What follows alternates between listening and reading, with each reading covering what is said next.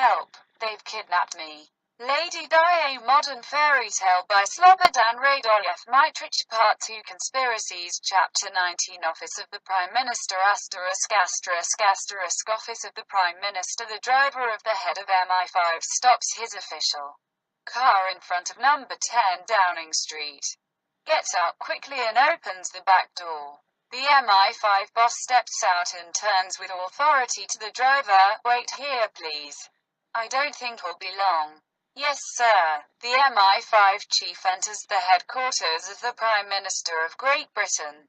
Smiling broadly, the Premier stands up from behind his desk, comes forward to meet his guest and sticks his hand out.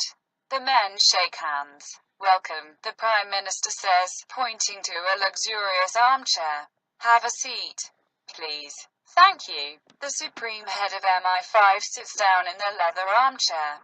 The Prime Minister sits down opposite him and opens a wooden box. "Help yourself, please. Monte Carlo, for special guests." The MI5 chief selects a cigar. The Prime Minister stands up and takes a DuPont gold lighter decorated with small diamonds from the table, bends over to his guest, lights his cigar and goes back to his armchair. "The end of the world is probably near, right?" the MI5 chief says jovially.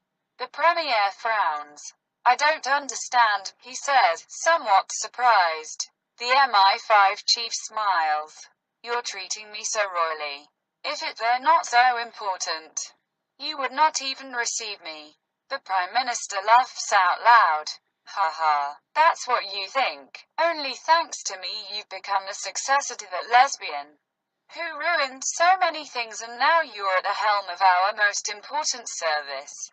Believe me, I'm hospitable by nature, you'll see." Then turning serious, he continues, "Of course, it is very important that we talk off the record. Go ahead. What I am about to propose to you should remain an absolutely top state secret. Right? Do you know the term, burn after reading?" "Of course." The Prime Minister looks at him kindly. "This may not even get on paper, neither after the operation has been carried out." The Supreme Head of MI5 fidgets on his seat.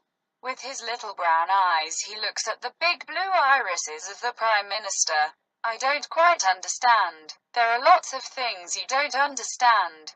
The Prime Minister stands up, goes to his desk, bends down and opens a drawer. With a bottle in one hand and two small crystal glasses in the other, he returns to his subordinate. "Do you drink?" "Only if you have no objection." The Premier smiles. He pulls the cork from a bottle of aged Scotch whiskey, pours 2 glasses, lifts one glass up and invites his guest to help himself. The MI5 chief takes his glass. "This whiskey is from 1961, says the Premier. "Fantastic. The date of birth of our naughty princess."